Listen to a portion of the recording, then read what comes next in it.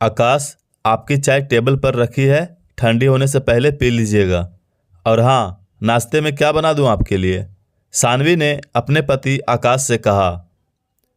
मैंने तुमसे कितनी बार कहा, मुझसे बात करने की कोशिश ना किया करो। बार बार मेरे सामने मत आया करो। पूरा दिन खराब कर दिया। मेरे खाने पीने का इंतजाम माँ या शांताबाई कर दिया करेगी, आकाश ने गुस्से से कहा। सानवी तुम्हारी पत्नी है, यह सच है, चाहे तुम मानो या ना मानो। कोई अपनी पत्नी से ऐसे बात करता है क्या? आकाश की माँ पार्वती जी बोली। मैं इसे अपनी पत्नी नहीं मानता। मेरे मना करने पर भी इमोशनली ब्लैकमेल करके आप लोगों ने ज़बरदस्ती शादी करवाई थी। यह लड़की मुझे जरा भी पसंद नहीं है।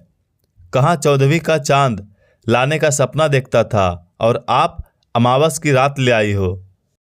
आकाश बोला। बोलने से पहले सोच लिया करो कि क्या बोलने जा रहे हो तुम। बचपन में तो खूब दोस्ती थी तुम्हारी इससे। रोज इसके घर में जा जाकर खाना खाते थे, क्योंकि तब उसके रंग रूप से ज़्यादा तुम्हें उसका तुम्हारे प्रति व्यवहार अच्छा लगता था, पार्वती जी बोली। इस लड़की से दोस्ती तक ठीक है, लेकिन प्यार शादी का तो मैंने सपने में भी नहीं सोचा था। अब आप अपनी बहू के साथ समय बिताओ, मैं चलता हूँ ऑफिस। कम से कम 8 घंटे तो सुकून से मिलेंगे। लंच भी बाहर कर लूँगा। आकाश गुस्से से बोलता हुआ बाथरूम में घुस गया। पार्वती जी और उनके पति कैलाश जी इलाहाबाद के रहने वाले थे। सानवी का परिवार 20 साल से उनका पड़ोसी था। वो एक दूसरे के पड़ोसी से ज़्यादा पारिवारिक सदस्य बन गए थे। सानवी कद काठी से सुडौल लड़की थी, नाक नक्श भी तीखे थे, बस रंग गोरा ना होकर गेहुआ था।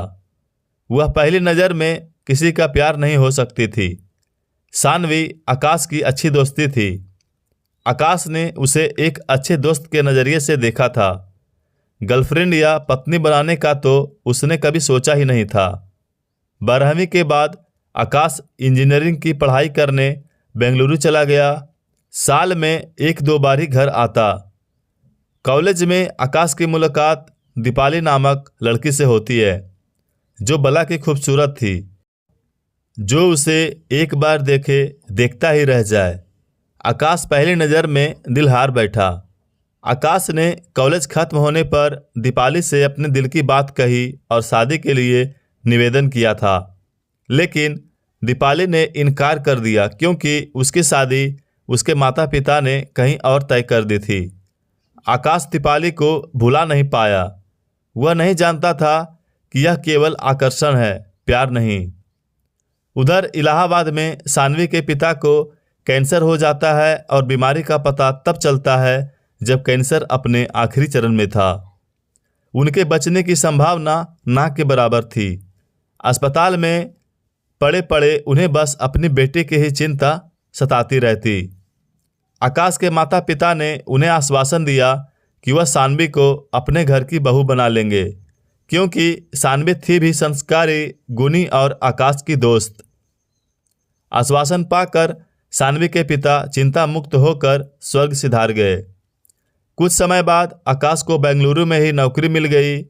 नौकरी मिलते ही आकाश के माता पिता ने उसके सामने सानवी से शादी करने का प्रस्ताव रखा, जो आकाश ने खारिज कर दिया। उस सानवी से मेरा क्या मिल? कम से कम मेरे रंग से उसका रंग तो मिला लेते। मुझे खूबसूरत पत्नी की चाह है। किसी तरह आकाश के माता पिता ने उसे सानवी से शादी करने को राजी करा लिया। आकाश अपने माता पिता को बहुत मानता था, इसीलिए उनकी बात का विरोध नहीं कर सका, पर सानवी को दिल से अपना भी नहीं सका। शादी के बाद सानवी आकाश के साथ बेंगलुरु आ गई। कुछ ही दिनों में उनकी गृहस्थी को देखने पार्वती जी भी आ गए, लेकिन यहाँ आकर उन्होंने देखा कि उनके बेटे ने सानवी को पत्नी का दर्जा नहीं दिया है और बात बात पर उसे अपमानित भी करता रहता है। पार्वती जी आकाश को समझाने की बहुत कोशिश करती। एक दिन पार्वती जी बोली, बेटा पूरे 3 महीने हो गए हैं मुझे यहाँ आए हुए। तेरे पापा रोज रोज फोन पर शिकायतों का पिटारा लेकर बैठते हैं। कहते हैं कब आ रही हो, क्योंकि मेरे बगैर उनकी दिनचर्या अस्त व्यस्त हो गई है। और तेरी बहन भाविका भी माँ बनने वाली है, उसे भी मेरी ज़रूरत है। पहला बच्चा तो मायके में ही होता है, इसीलिए बेटा मेरा इलाहाबाद का टिकट कटवा दे। और मेरी बात समझ, सानवी जैसी गुणी संस्कारी लड़की चिराग लेकर ढूंढने से भी नहीं मिलेगी। उसके साथ सहज व्यवहार कर, यूं कटा कटा ना रहा कर। हफ्ता भर बाद माँ चली गई और आकाश ज़्यादातर समय ऑफिस में ही बिताने लगा। आकाश को मानसिक झटका और लगा जब उसे पता चला कि उनके बॉस अतुल की पत्नी कोई और नहीं बल्कि उसका आकर्षण दीपाली है। साधारण रंग रूप की सानवी से दीपाली की खूबसूरती की तुलना करता वह बेवजह सानवी से नाराज रहता।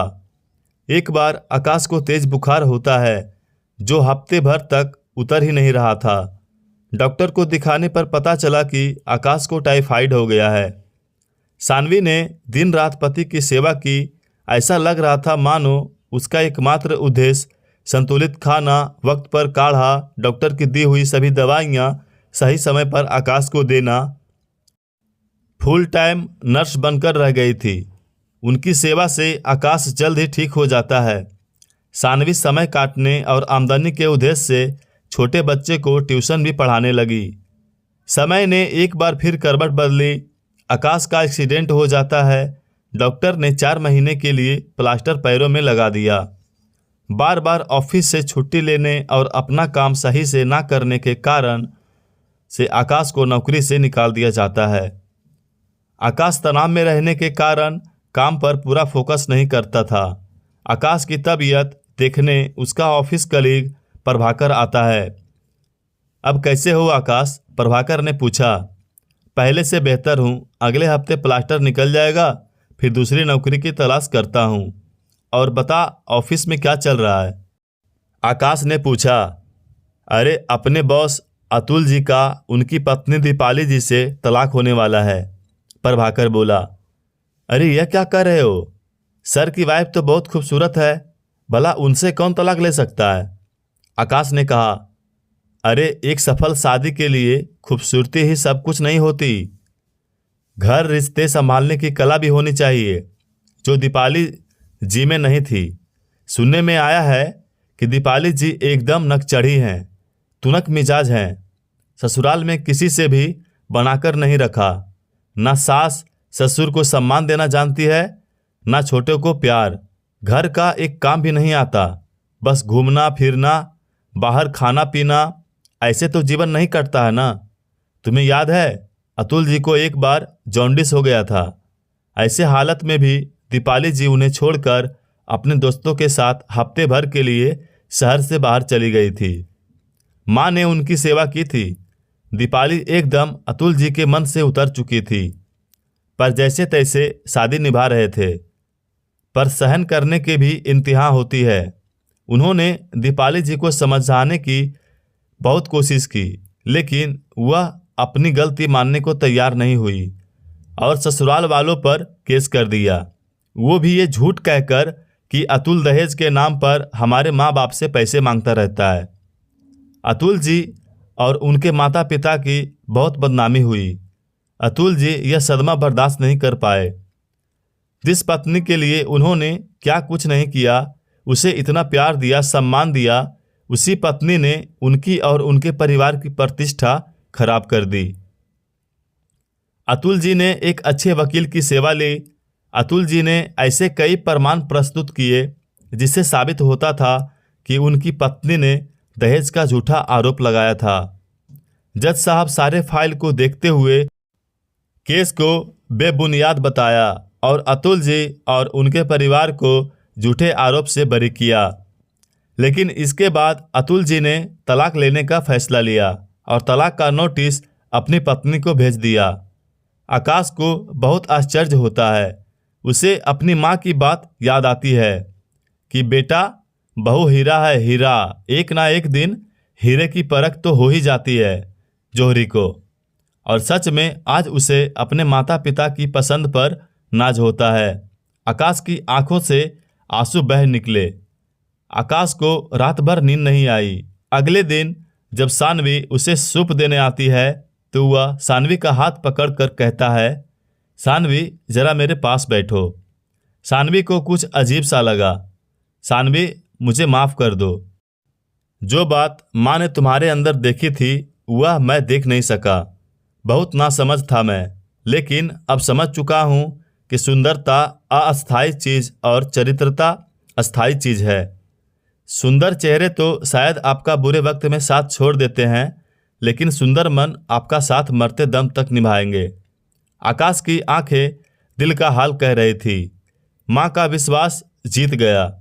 सानवी के निस्वार्थ प्रेम के आगे आकाश का दिल पिघल गया। सानवी की भी आंखें भर आई। उसने भी सब कुछ भुलाकर अपने रिश्ते की नई शुरुआत की। दोस्तों, माता पिता को चाहिए कि अपने बच्चों पर शादी के लिए दबाव ना डाले और आज की जनरेशन को भी समझना होगा कि एक सफल शादी के लिए खूबसूरती ही सब कुछ नहीं होती।